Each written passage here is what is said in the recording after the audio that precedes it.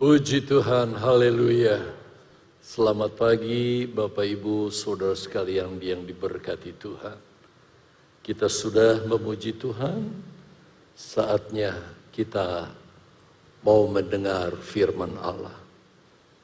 Biarlah kita datang ke tempat ini benar-benar dengan hati yang sungguh-sungguh bersuka karena kita memuliakan namanya, tetapi hati kita juga kita bawa dan kita sediakan untuk firman Allah. Jangan sampai kita ada di tempat ini, tetapi kita tidak menikmati firman-Nya yang disampaikan kepada kita sekalian. Karena ada maksud tujuan Tuhan setiap kali firman-Nya disampaikan bagi kita. Sebelum kita makan minum tubuh dan darah Yesus, mari buka hati saudara, terima firman-Nya. Pagi hari ini saya mengangkat tema hidup dalam perlombaan iman. Hal ini bisa saudara buka dari surat Ibrani pasal 12 ayat yang pertama.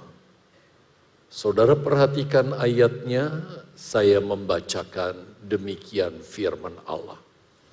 Karena kita mempunyai banyak saksi, bagaikan awan yang mengelilingi kita. Marilah kita menanggalkan semua beban dan dosa yang begitu merintangi kita, dan berlomba dengan tekun dalam perlombaan yang diwajibkan bagi kita. Diberkati saudara yang membaca firman Allah dan yang mendengar selama firman Allah disampaikan, menyimpan dalam hati dan mempraktekkan dalam hidup saudara sekalian. Saya akan memulai dengan pendahuluan. Kalau saudara cermati ayat tadi, ayat ini menjelaskan kepada kita bahwa sebagai pengikut-pengikut Yesus, di ayat ini kita digambarkan seperti sedang dalam perlombaan atau sedalam sebuah pertandingan. Dan ketika kita hidup di muka bumi yang digambarkan seperti berlomba ini, dijelaskan ada begitu banyak pasang mata, ada banyak orang yang menyaksikan kita. Siapa mereka? Yaitu orang-orang yang ada di sekitar kita. Mulai dari rekan-rekan seiman, bahkan saudara, orang-orang yang tidak mengenal Kristus pada umumnya. Sebab rekan seiman tentunya juga ada di dalam perlombaan itu.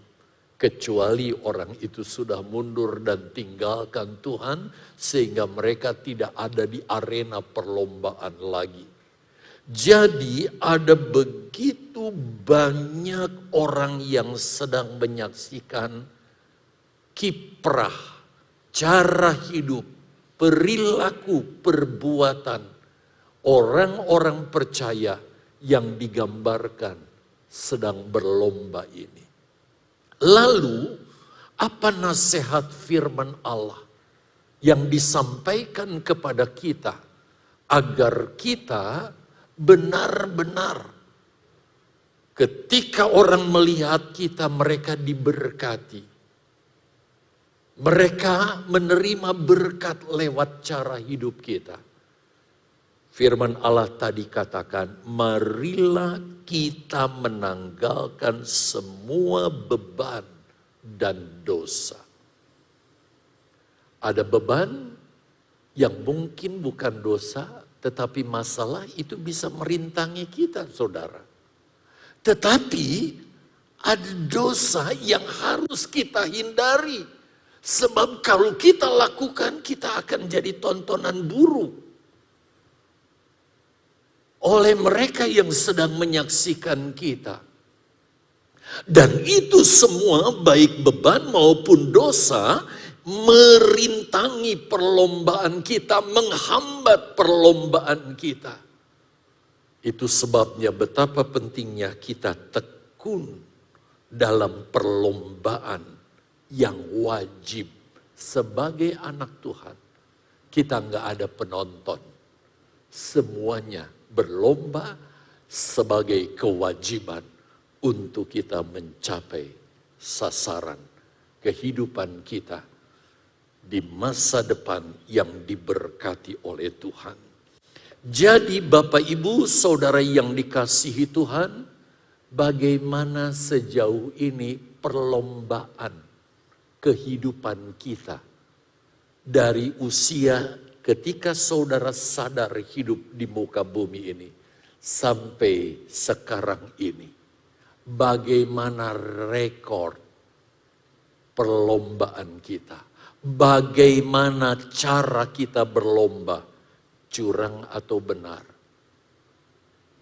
Ada wasit di atas, tapi juga ada wasit di bumi yang memperhatikan kiprah kita sebagai anak-anak Tuhan. Itu sebabnya saudara yang dikasihi oleh Tuhan, lewat pesan firman Allah pagi hari ini, kita mau cermati baik-baik hidup kita. Dan kita membangun kekristenan kita, supaya nanti endingnya kita benar-benar menikmati kemuliaan yang Yesus janjikan. Baik buat saudara, juga buat saya. Kita semua akan menikmati akhir yang indah tentunya. Saudara yang dikasihi Tuhan, saya ceritakan kisah perjalanan waktu saya terbang dari Denpasar menuju Jakarta, saudara. Saya ada di dalam pesawat, saya duduk bersebelahan dengan seorang pria yang dengan ramah di pesawat saudara, dia menegur dan berkata kepada saya, "Dari mana Pak? Dan tujuannya kemana Pak?" Tahu kan tujuannya ke Jakarta, tapi pasti ada tujuan inti dari itu semua. Bapak Ibu Saudara yang dikasihi Tuhan, saya pun menjawab dengan ramah, karena keramahannya yang luar biasa itu. Saya berkata, saya baru selesai konferensi dan sekarang saya menuju Jakarta untuk lanjut ke Tegal. Karena tempat saya di Tegal, tempat tinggal saya di Tegal. Lalu dia bertanya lebih detail lagi, saudara. Konferensi apa sih Pak? Kepo banget orang ini, saudara. Kalau zaman sekarang itu 15 tahun yang lalu ya, ketika musyawarah besar di Bali. Saya katakan sekali lagi, konferensi gereja Pak. Dengan antusias saudara, dia berkata kepada saya, "Mubes GPDI ya?" Lalu saya tersenyum dan saya katakan, saya jawab, "Ya." Dia jabat tangan saya erat-erat saudara, lalu dia berkata, melanjutkan ucapannya, "Begini loh Pak, seharusnya GPDI itu membuat logo. Dan logo itu wajib dibeli oleh jemaat Tuhan dan dikenakan oleh mereka. Setiap kali mereka pergi keluar kemanapun, mereka wajib gunakan logo itu. Supaya kalau dia ketemu dengan jemaat GPDI yang lainnya, mereka akan saling kenal, saling tahu, oh itu GPDI, itu saudara saya. Lalu jabatan tangan dan berbicara, beramah tamahan dan sebagainya.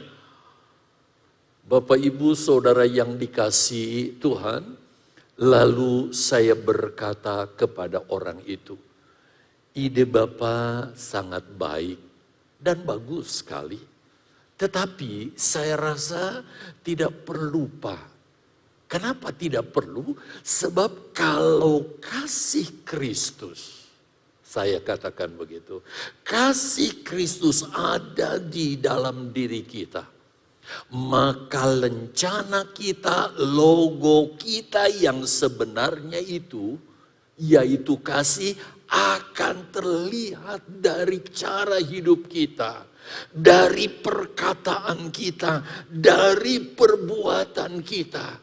Demikian juga kasih persaudaraan akan terjalin satu dengan yang lain. Bahkan bukan hanya dengan sesama orang-orang Kristen, tetapi dengan orang-orang yang bukan Kristen. Sehingga orang akan mengetahui mana pengikut Yesus dan mana bukan pengikut Yesus. Bukan dari logo seperti yang saya kenakan ini, tapi dari kasih yang terekspresi dalam setiap hidup orang-orang yang percaya kepada Yesus. Jadi Bapak Ibu Saudara yang dikasihi Tuhan, dengan demikian logo orang Kristen itu bukan secara fisik seperti yang saya kenakan ini. Tetapi itu muncul dari hati. Yaitu kasih Kristus dalam bentuk kasih persaudaraan yang terekspresi atau terpancar dari hidup setiap orang kepada orang-orang yang di sekitarnya. Sehingga semuanya dapat merasakan sifat-sifat Kristus. Kasih Kristus itu betul-betul ada di dalam kehidupan kita. Saya berharap walaupun saudara enggak pakai logo, tetapi di hadapan Tuhan, di hadapan mata banyak orang, logo Kristus itu ada dalam diri kita lewat sikap dan perbuatan, lewat kasih kita kepada Tuhan dan kasih kita kepada sesama terpancar dalam hidup kita. Dan ingin saya katakan kepada saudara bahwa kasih ini, saya jangan muluk-muluk dulu sampai dikasih agape ya, kasih ilahi. Kasih persaudaraan dulu, kasih pilihan. Kalau kasih persaudaraan itu ada di dalam diri kita, orang dapat merasakannya itu. Dan perlu saya kasih tahu kepada saudara, bahwa hal ini bukan bersifat opsional. Artinya boleh ada dan boleh tidak, enggak masalah. Kayak fakultatif begitu. Tidak. Tetapi hal ini mutlak ada di dalam setiap orang percaya. Nanti kita akan ke sana, kalau tidak, kita akan dinyatakan, aku tidak mengenal kamu. Jadi ini mutlak ada, saudara. Bukan opsional. Ini resmi logo GPDI, tapi ini opsional. Setiap yang berdiri di sini, khususnya gembala, wajib pakai ini. Tapi kalau tidak pun, enggak apa-apa. Dulu staf-staf juga bahkan di Aken, kami beri logo saudara, ya ada logo. Sehingga perjamuan Tuhan semua pakai jas, taruh logo. Tapi itu opsional. Kalau enggak pakai, saya enggak katakan, Pak, sorry Pak, Bapak duduk ya, enggak usah layani karena enggak pakai logo. Opsional. Tapi logo ilahi, kasih Kristus, yang oke katakanlah target kita, kasih persaudaraan itu tidak bisa tidak. itu harus ada di dalam diri kita untuk menandai kita adalah warga kerajaan Allah. Dan sifat-sifat Allah terlihat ketika kita masih ada di bumi ini. Bapak, Ibu, Saudara yang dikasihi oleh Tuhan, sebab itu apakah yang harus kita lakukan setelah kita percaya kepada Yesus? Yaitu setelah kita diselamatkan dan berada di atas dasar iman kepada Yesus. Apa yang harus kita lakukan? Sangat menyedihkan kalau ada anak-anak Tuhan yang belum sampai kepada tingkat pengetahuan, yaitu pengetahuan firman Allah, tetapi sudah membuka diri, membuka telinga kepada berbagai pengajaran. Lalu dia terima serap pengajaran itu dan dia digeser, disesatkan dari kebenaran firman Allah.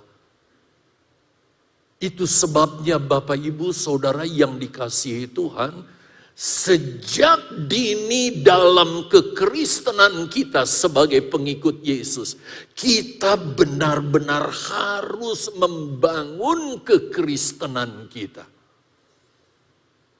Datang beribadah dengan sungguh-sungguh. Dengar firman Allah. Mengerti firman Allah, lalu lakukan firman Allah. Sehingga kita bukan orang Kristen yang gampang diombang-ambingkan oleh berbagai pengajaran. Tetapi kita teguh berdiri di dalam Tuhan ke arah tujuan Tuhan. Mari kita lihat ayat ini. Efesus pasal 4 ayat 15. Tetapi dengan teguh berpegang kepada kebenaran. Salah satunya diantaranya kebenaran firman Allah. Di dalam kasih kita bertumbuh. Di dalam segala hal ke arah Dia. Dalam segala hal, dalam segala aspek, saudara, ke arah Kristus, menjadi seperti Kristus. Dia, Kristus adalah kepala, dialah ukuran kita, dialah standar kita, dialah takaran kita. Dan sarananya adalah firman Allah. Sebab itu, kenapa sampai saya katakan, kalau ada di antara saudara, kalau enggak lagi kebelet betul saudara, apakah yang besar maupun kecil saudara, maksudnya buang air besar atau kecil. Jangan lagi firman Tuhan, kemudian saudara keluar, kecuali terpaksa ya, daripada tembak di sini kan berabe saudara, bisa ngibrit semua nanti. Dengar, cermati dengan saksama. Apalagi kalau saudara benar-benar belajar mencatat supaya nanti di rumah bisa mengulangnya, membaca kembali dan sebagainya. Ini yang Tuhan mau dalam kehidupan kita. Kita bertumbuh di dalam Dia. Sebagai pengikut Yesus, tidak bisa tidak, kerohanian kita harus bertumbuh. Dan salah satunya adalah sifat atau karakter Kristus itu harus terpancar, harus terlihat dalam hidup kita sehari-hari, dimanapun kita berada. Bukan ketika kita di gereja saja, kita menunjukkan sifat-sifat Kristus. Tetapi dalam situasi yang tidak formal sekalipun, dimanapun saudara ada, saudara memancarkan kasih Kristus dalam hidup saudara dan saya. Sehingga nama Tuhan dipermuliakan. Berbicara tentang tingkat pertumbuhan, saya rasa saudara sudah sangat memahami sekali ya. Tetapi tidak salah saya ulang lagi, siapa tahu ada di antara saudara yang baru pertama kali datang ke sini sehingga saudara dapat informasi ini, atau ada di antara saudara yang sudah lupa, maka lewat ini ditingkatkan. Bagaimana pentingnya kita meningkat sampai ke kasih agape, tetapi sebelum kita praktekkan kasih agape itu. Sebab kasih agape itu hanya terekspresi bagi mereka yang sudah level kepada gereja yang sempurna yang akan segera disingkirkan ke padang gurun. Kita harus akui kita belum sampai ke sana. Bahkan kasih persaudaraan pun kita belum sungguh-sungguh ekspresikan. Coba kita kembali lihat saudara ayat ini. Dan ayat ini saudara bisa lihat dari 2 Petrus pasal 1 ayat 5 sampai 7. Nanti tolong tampilkan saja lewat gambar. Saya akan bacakan ayat ini. Saudara mengikuti lewat gambar. Karakter hidup orang beriman. Posisi kita katakanlah sekarang. Ya. Atau jemaat secara umum ada di level iman, yaitu orang-orang yang beriman kepada Yesus. Lalu target kita seperti apa? Dengar firman Allah ini. Justru karena itu kamu harus dengan sungguh-sungguh berusaha untuk menambahkan kepada imanmu, posisi kita sekarang, kebajikan. Ini yang Tuhan mau. Kita naik tingkat ke sini. Dan kepada kebajikan, jadi bukan hanya puas. Cukup sebagai orang Kristen berbuat baik supaya menunjukkan buah-buah Kristus dalam diriku. Tidak cukup. Kita harus menambahkan apa? Pengetahuan. Jadi penting kita duduk seperti ini. Kristus menempatkan kepada gereja baik secara lokal maupun universal 5 jawatan gereja. Ada pendeta yang punya jawatan kerasulan, jawatan kenabian, jawatan pemberitaan Injil, gembala seperti saudara lihat tiap minggu walaupun tidak selalu khotbah. Dan yang terakhir, pengajar-pengajar atau guru. Tujuannya apa? Untuk melengkapi jemaat. Supaya jemaat memiliki pengetahuan sehingga tidak gampang digoyangkan oleh berbagai angin pengajaran. Kita lanjut pembacaannya setelah pengetahuan. Dan kepada pengetahuan penguasaan diri. Karena kita tahu firman Allah, kita nggak gampang diseret saudara oleh emosi kita, situasi kita, kondisi kita, sehingga kita kehilangan kasih. Bahkan tidak sedikit yang ketiga, ketika kehilangan kasih, dia melakukan tindakan-tindakan yang seharusnya tidak dilakukan oleh seorang anak Tuhan. Dia nggak ada penyesalan sama sekali. Dia nggak mau bertobat. Dia malah senang, merasa bangga sudah melakukan itu. Harusnya kita bertobat dan melupakan dan perbuatan-perbuatan itu lagi. Karena kita punya penguasaan diri. Bukan kita beralasan, itu kan karakter saya, dari dulu memang saya begitu. Ya begitulah keadaan saya. Enggak. Yang namanya salah, dosa, kita nggak boleh berkompromi. Dan nggak boleh membiarkan itu tetap ada di dalam diri kita. Berikutnya, sesudah penguasaan diri, kepada penguasaan diri, ketekunan. Jadi jemaat yang tekun. Terus, dan kepada ketekunan, kesalehan. Wih, saudara. Kata kesalehan ini, epagelo, juga mengandung arti ambil bagian dalam pelayanan. Sekali lagi pelayanan ini bukan berarti harus di mimbar. Terlalu banyak bentuk pelayanan yang kita bisa lakukan. Dan kepada kesalehan, ini dia. Kita harus ekspresikan kasih persaudaraan kita. Lihat orang lain. Sebab itu katanya, jangan lihat ke atas, lihatlah ke bawah. Ada orang yang lebih susah dari kita. Kita bersyukur sekecil apapun kita bisa menolong mereka. Kalau lihat ke atas, kita pengen niru ke atas. Dan kita nggak berbuat apa-apa. Dan puncaknya saudara lihat, dan kepada kasih akan saudara-saudara, kasih akan semua orang. Semua orang. Bukan hanya kepada saudara seiman, kepada mereka yang di luar Kristus. Bahkan yang memusuhi kita, membenci kita, menyakiti kita. Kita bisa mengasihi mereka seperti Yesus. Bapak, Ibu, saudara yang dikasihi Tuhan, apa yang akan kita alami kalau pertumbuhan saudara, silakan diklik. Terus, tadi kan sudah dijelaskan, maksudnya itu tadi berbarengan ya, cuma susah bikinnya saudara.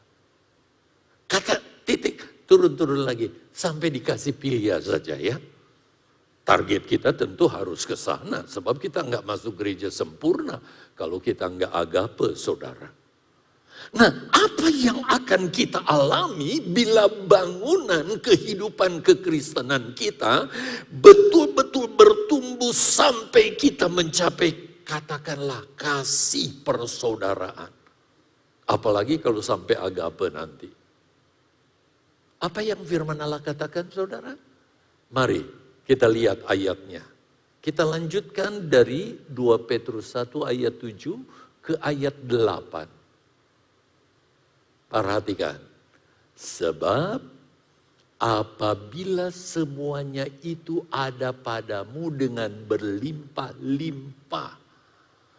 Apabila mulai dari kebajikan sampai katakanlah kasih persaudaraan itu ada pada kita dengan berlimpah. Bukan limpah itu seperti orang mual-mual terus lalu keluar, saudara. Bukan. Artinya dengan kesungguhan dari dalam hati kita terpancar, saudara. Semua sifat-sifat yang Tuhan inginkan itu keluar dari dalam hati kita, dari dalam hidup kita. Apa kata firman Allah?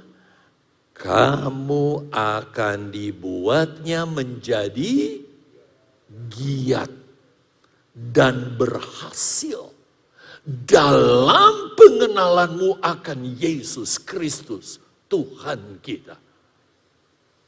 Yang dimaksud dengan giat di sini, kalau kita lihat dalam bahasa Inggris, artinya tidak malas dalam melakukan perbuatan kebajikan sampai agape.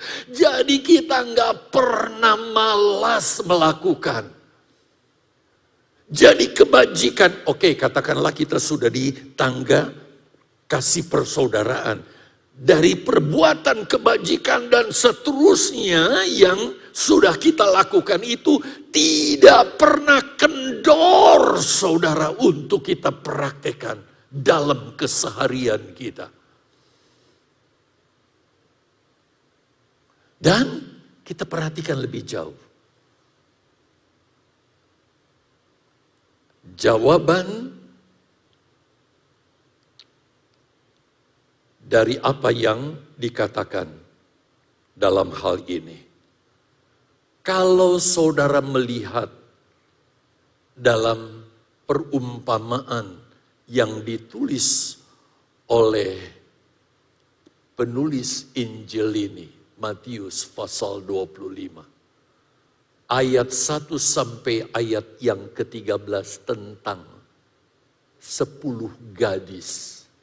Di mana ke-10 gadis ini diperintahkan untuk mempersiapkan diri begitu rupa menyongsong mempelai laki-laki untuk satu acara pernikahan yang sangat luar biasa. 10-10-nya diutus.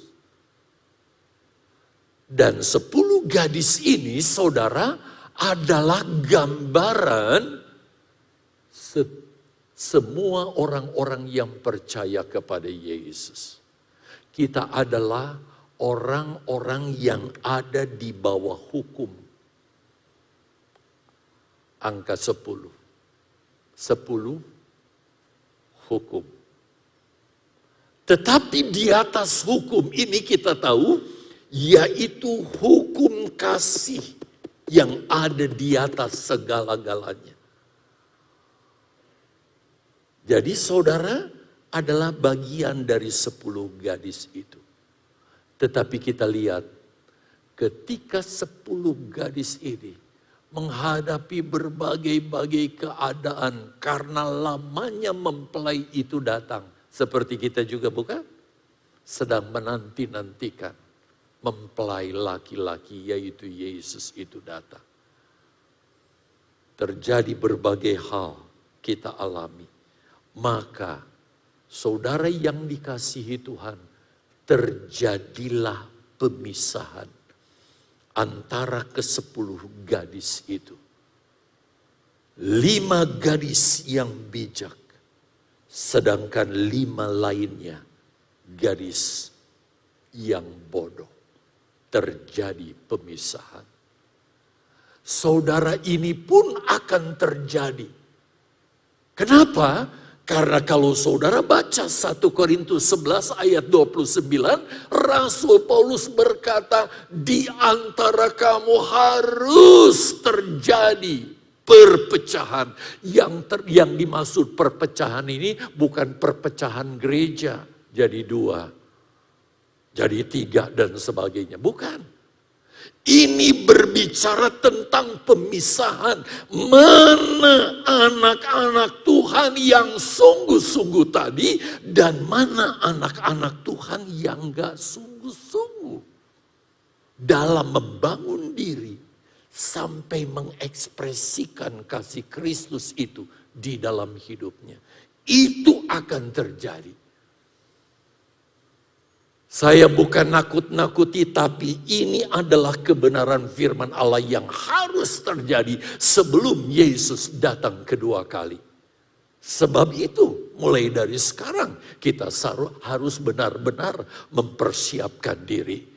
Lalu kita lihat saudara, 5 gadis bijaksana. Itulah gambaran gereja yang sempurna. Sedangkan 5 gadis bodoh. Itulah gereja yang tertinggal. Sehingga harus berhadapan dengan antikristus. Untuk mengekspresikan sejauh mana kasih mereka. Lewat maut sekalipun. Kepada Yesus Tuhan dan Juru Selamat. Itu sebabnya saya sudah jelaskan kepada saudara. Bagi gereja yang tertinggal. Tidak ada cara, tidak ada jalan untuk selamat. Kecuali dia harus jadi syahid Kristus. Menunjukkan kasih dan kesetiaannya kepada Yesus. Saudara, daripada lewat itu kenapa kita tidak membangun dari sekarang? Oke, masuk surga tapi lewat masa antikris yang mengerikan.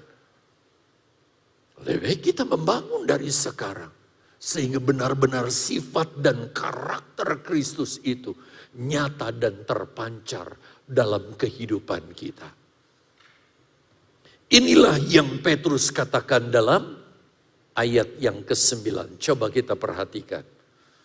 Tadi 2 Petrus 1 ayat 7, pindah ke ayat 8, sekarang ayat yang ke-9. Lihat kesinambungannya. Tetapi barang siapa tidak memiliki semuanya. Jadi Kristen sampai akhir, tapi tetap di dasar. Nggak membangun kekristenannya. Sehingga ditulis di sini, barang siapa tidak memiliki apa? Tidak memiliki kebajikan, terus apalagi pengetahuan, penguasaan diri, terus sampai kepada kasih agape, kasih persaudaraan, sampai kasih agape. Kalau itu tidak ada di dalam diri anak Tuhan tersebut, apa katanya? Ia menjadi buta, Kristen yang buta, pitik sempit. Bahkan dia nggak mengerti bahwa dia sudah ada di track untuk masuk ke dalam kemuliaan. Dia tidak menyadari bahwa dosa-dosanya sudah diampuni. Itu sebabnya saudara yang dikasihi oleh Tuhan, betapa pentingnya kita benar-benar setia merajinkan diri kita beribadah. Dengar firman Allah, lakukan itu, ekspresikan kasih itu. Lewat kasih persaudaraan di dalam diri kita kepada orang-orang yang ada di sekitar kita. Itu sebabnya jangan heran kalau kita membaca ayat ini dalam Matius pasal yang ke-7 ayat 21 mulai. Tentang orang yang buta dan picik ini, saudara. Yesus berkata, bukan setiap orang yang berseru-seru kepadaku, Tuhan, Tuhan akan masuk ke dalam kerajaan sorga. Jangan heran saudara, ada orang-orang yang gak bertumbuh dan pada akhirnya dia menyangkal Yesus. Terus ayat selanjutnya, pada hari terakhir banyak orang berseru kepadaku, Tuhan, Tuhan, bukankah kami bernubuat demi namamu? Dia tunjukkan prestasinya saudara. Dan mengusir setan demi namamu. Dan mengadakan banyak mujizat demi namamu juga. Tapi apa artinya kalau enggak mengekspresikan kasih Kristus? Ayat 23. Pada waktu itulah aku akan berterus terang kepada mereka dan berkata, aku tidak pernah mengenal kamu. Enyahlah daripadaku, kamu sekalian pembuat kejahatan. Bapak, ibu, saudara yang dikasihi oleh Tuhan. Disebut, enyah daripadaku, kamu sekalian pembuat kejahatan. Mengerikan saudara, diidentikan seperti orang yang melakukan kejahatan. Sebentar berbicara tentang kata mengenal, saya akan jelaskan lebih jauh kepada saudara. Sekarang kita lihat dulu contoh ya, berbicara tentang pentingnya saudara. Ini untuk memudahkan pengertian kita tentang pentingnya kita bertumbuh secara rohani dalam pengiringan kita kepada Yesus dengan cara mengekspresikan kasih ilahi, minimal kasih persaudaraan di dalam kehidupan kita. Tingkat demi tingkat kita harus jalani atau kita harus praktekkan dalam kehidupan kita sehari-hari. Sebab tidak mungkin kita mencapai tingkat kasih agape seperti Kristus kalau kita tidak pernah mempraktekkan kepada yang kelihatan di antara kita. Bahkan kita dengar, kita lihat orang itu betul-betul perlu pertolongan. Kita nggak praktekkan kasih kita kepada orang-orang seperti itu. Saudara yang dikasihi Tuhan, tadi pagi saya katakan, jangan tunggu saudara punya segala sesuatu lebih dahulu, barulah mau melayani Tuhan. Dari apa yang ada pada tangan kita sekarang? lakukanlah itu untuk kemuliaan Tuhan. Sebagai ekspresi kasih kita kepada Tuhan yang kita ekspresikan, pancarkan kepada saudara seiman kita. Bayangkan perempuan janda itu, bagaimana dia mau memberi yang besar kalau dia tunggu kaya dulu. Tidak. Ketika ada orang membutuhkan, dia punya segelas air sejuk. Dia berikan air sejuk itu. Yang sebenarnya nggak ada harganya, saudara. Tetapi karena itulah kapasitas yang dia miliki. Dia ekspresikan kasih itu. Lalu Yesus berkata, perbuatan itu lebih besar. Perbuatannya besar. Bahkan dia tidak akan pernah kehilangan pahala dari apa yang dia sudah lakukan itu. Saudara yang dikasihi Yesus.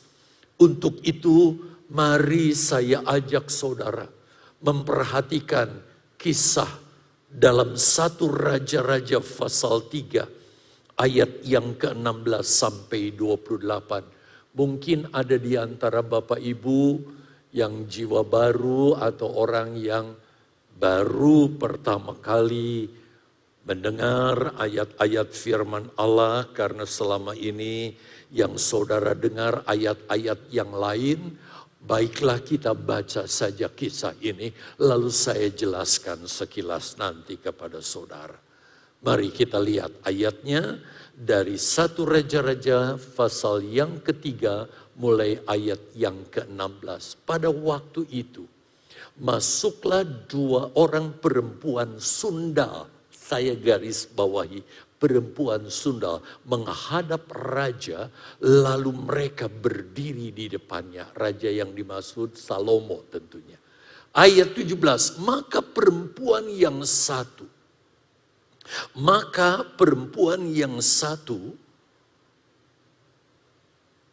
bukan maka ya, kata perempuan yang satu, ya Tuanku, aku dan perempuan ini diam dalam satu rumah.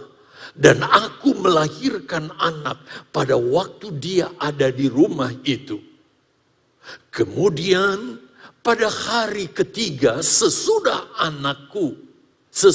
aku, perempuan ini pun melahirkan anak. Kami sendirian, tidak ada orang luar bersama-sama kami dalam rumah, hanya kami berdua saja dalam rumah. Pada waktu malam, anak perempuan ini mati karena ia menidurinya. Pada waktu tengah malam, ia bangun, lalu mengambil anakku dari sampingku, sementara hambamu ini tidur dibaringkannya anak itu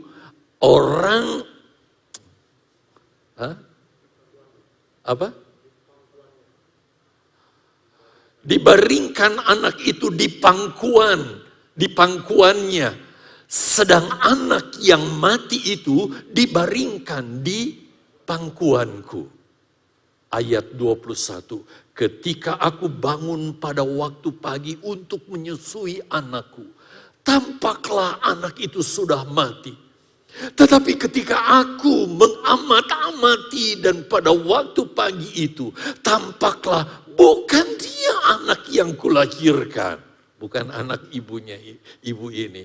Kata perempuan yang lain itu, bukan anakkulah, bukan. Anakkulah yang hidup dan anakmulah yang mati. Tetapi perempuan yang pertama berkata pula, bukan, anakmulah yang mati dan anakkulah yang hidup. Begitulah mereka bertengkar di depan raja.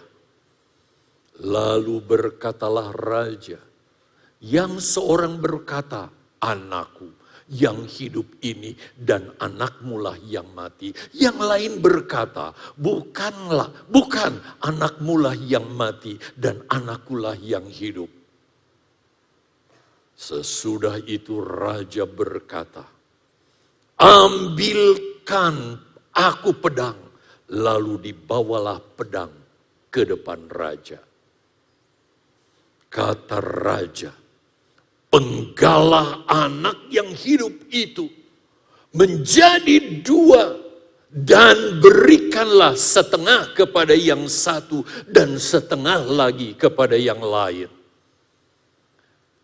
Ayat yang ke-26, perhatikan, maka kata perempuan yang empunya anak yang hidup itu kepada raja. Sebab timbullah, apa saudara? Belas kasihannya terhadap anaknya itu, katanya. Ya tuanku, berikanlah kepadanya bayi yang hidup itu. Jangan sekali-kali membunuh dia. Tetapi yang lain itu berkata, supaya jangan untukku ataupun untukmu penggalah. Wih, dengan kejamnya si perempuan yang satu ini, saudara. Tetapi raja menjawab, katanya, berikanlah kepadanya bayi yang hidup itu. Jangan sekali-kali membunuh dia. Dia itulah ibunya. Ketika seluruh orang Israel mendengar keputusan hukum yang diberikan raja, maka takutlah mereka kepada raja, sebab mereka melihat bahwa hikmat daripada Allah ada di dalam hatinya untuk melakukan keadilan. Bapak, Ibu, Saudara yang dikasihi Tuhan. Menarik kan kisahnya? Ada dua perempuan sundal. Perempuan sundal. Pada umumnya perempuan gambaran gereja, bukan? Saudara, latar belakang kita apa sih? Apakah hebat, keren, suci, kudus, mulia? Kita semua orang berdosa. Yang digambarkan seperti orang yang ada di dalam dosa sundal, persundalan dengan kejahatan, persundalan dengan dosa. Itu perbuatan masa lalu kita. Tetapi oleh anugerah Tuhan, kita menjadi orang-orang yang dipilihnya untuk membuahi, saudara, keturunan ilahi, dan kita diwajibkan membesarkan, menumbuhkan sampai matang, sampai dewasa. Sebagai persembahan yang berkenan kepada Bapa kita. Itu masa lalu kita. Tetapi di dalam menuju ke sana, sifat Kristus akan mengekspresikan mana di antara kita yang mengaku Kristen, tetapi nanti akan muncul sebagai gereja yang mulia, yang berkenan. Karena kasih itu ada di dalam diri kita. Jadi Kristen bukan tanda salib, Kristen bukan hanya ke gereja, tapi Kristen bagaimana kita mempraktekkan firman Allah dan mengekspresikan kasih Kristus itu dalam kehidupan kita sehari-hari kepada semua. Bukan hanya kepada saudara dalam artian ikatan keluarga, tapi juga kepada saudara dalam persekutuan keluarga besar GPDI Mahanaim, bahkan sampai kepada orang-orang di sekitar. Mereka harus lihat. Lalu kita lihat lebih jauh, saudara, kedua wanita ini tinggal di satu rumah. Kita ini sama. Satu rumah seluruh dunia ini. Rumah di dalam iman kepada Yesus. Tentu ada berbagai aliran, saudara. Tapi dasarnya semua iman kepada Kristus. Dan kita dipercaya untuk membuahkan, saudara, keturunan ilahi yang menyenangkan hati Tuhan dan memuliakan Tuhan. Tapi kita lihat, ada wanita yang sungguh-sungguh setia, menjaga, membesarkan yang dipercayakan Tuhan. Mulai talenta apapun itu. Tetapi ada yang lalai, abe, nggak mau tahu, sampai mati anak itu. Bagaimana dengan buah-buah dalam hidup dan pelayanan kita? Masihkah itu bertumbuh terus? Atau sudah mati? Karena kelalaian kita, karena sikap kita, karena ulah kita. Kayak orang yang tidur di tempat tidur, saudara, sampai tertindis anak itu dan anak itu mati, saudara. Lalu setelah tahunya mati, supaya reputasinya tetap baik, saudara, dia mau tunjukkan eksistensinya. Dia ambil bayinya yang mati itu diam-diam. Kalau didramatisir, dia taruh di temannya sebelah. Temannya lagi asik tidur, diambil anaknya. Pura-pura tidur sampai pagi, saudara.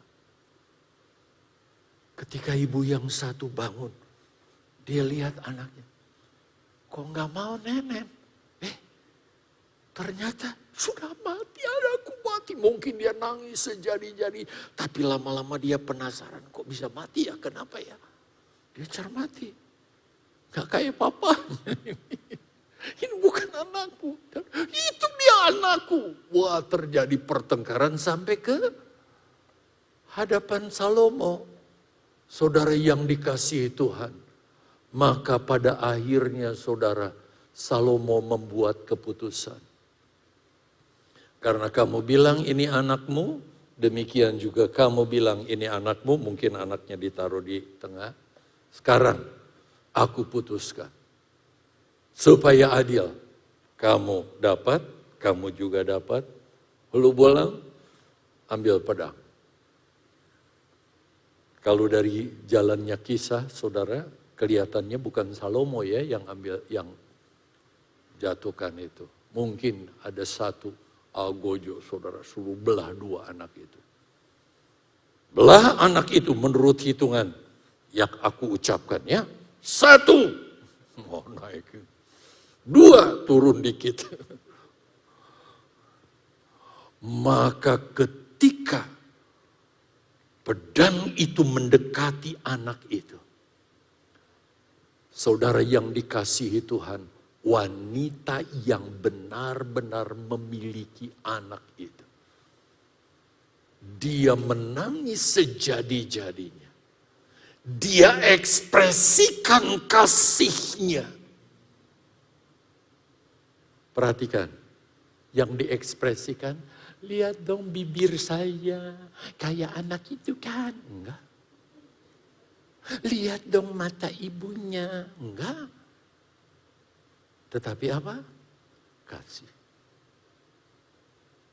Yang Tuhan nanti dari kita, yang Tuhan tunggu dari kita, kasih kita yang terekspresi. Bukan kasih kita yang kita ucapkan tapi enggak pernah kita ekspresikan. Tetapi kasih yang terekspresi. Ekspresi kasih itu dia ungkapkan begitu rupa dengan berkata, lihat catatannya. Tentang ucapan wanita saya ingin tekankan sekali lagi. Maka kata perempuan yang empunya anak yang hidup itu kepada raja. Alasannya apa dia mengungkapkan ini? Sebab timbullah belas kasihnya terhadap anaknya itu, katanya, ya Tuanku, berikanlah kepadanya bayi yang hidup itu. Jangan sekali-kali membunuhnya. Kenapa dia ungkapkan itu? Karena anak ini benar-benar adalah anak miliknya. Dia tidak akan tega melihat anaknya dibelah dua. Lalu dia terima separuh dalam keadaan mati, saudara. Dia tidak rela ini terjadi. Dia rela dengan kasih menyerahkan anaknya itu. Sebaliknya apa? Si perempuan yang jahat ini. Jangan sampai kita masuk golongan ini nanti, saudara. Gereja yang tidak dikenal. Apa yang dia katakan di dalam 1 Raja 3 ayat 26 bagian B?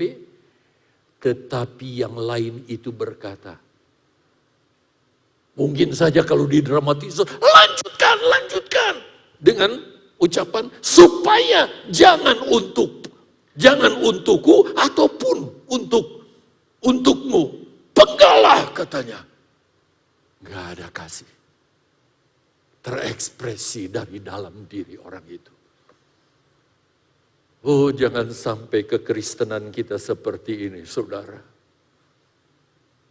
Kita mesti minta anugerah Tuhan dalam hidup kita. Tuhan, tolong bangkitkan kasih-Mu itu. Dalam kondisi krisis seperti apapun, mungkin kekurangan seperti apapun, kami masih bisa, saudara, melakukannya karena kasih.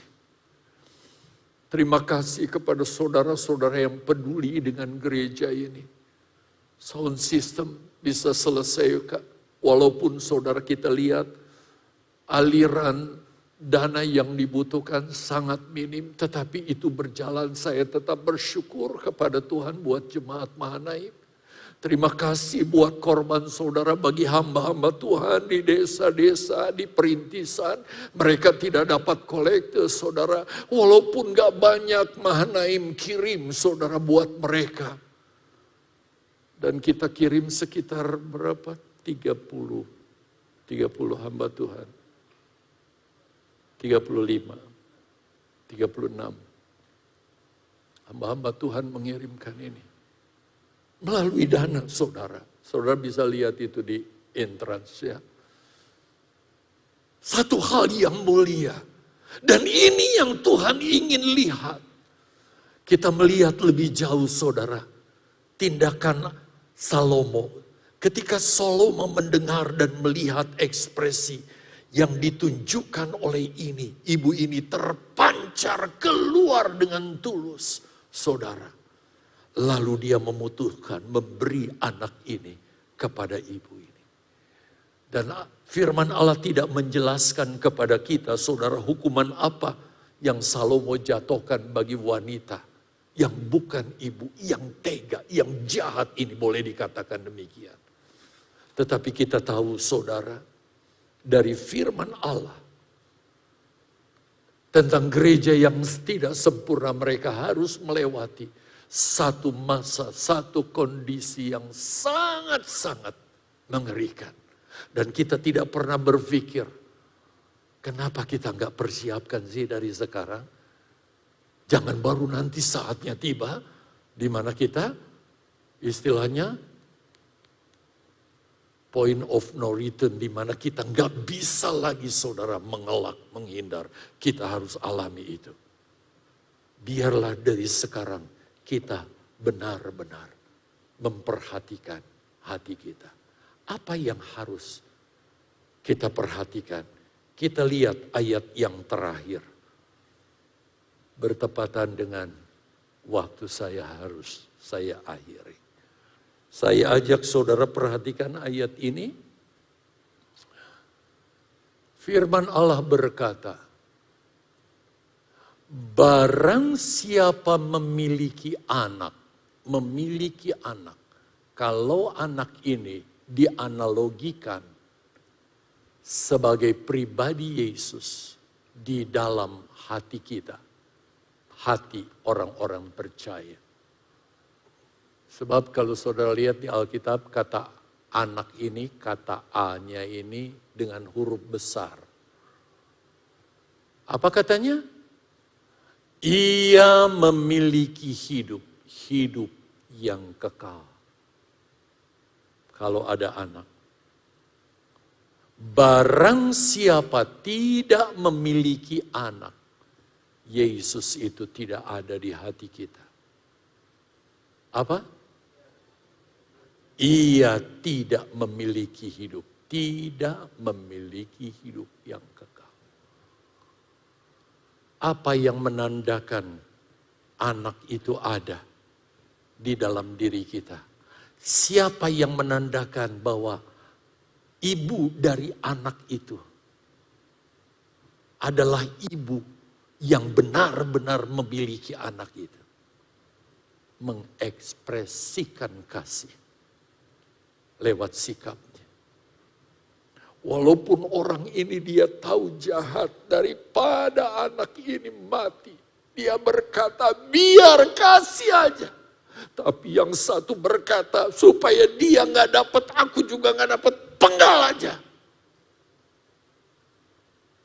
Kalau kira-kira saat ini Yesus berdiri di tengah-tengah kita dan dia mau supaya kita bisa mengekspresikan apakah benar-benar Yesus itu ada di hati kita yang kita ekspresikan lewat kasih. Jangan sampai kasih agape dulu lah, persaudaraan aja kita praktekkan. Dapatkah kita membuktikan bahwa anak itu benar-benar ada dalam diri kita, hidup di dalam diri kita atau tidak?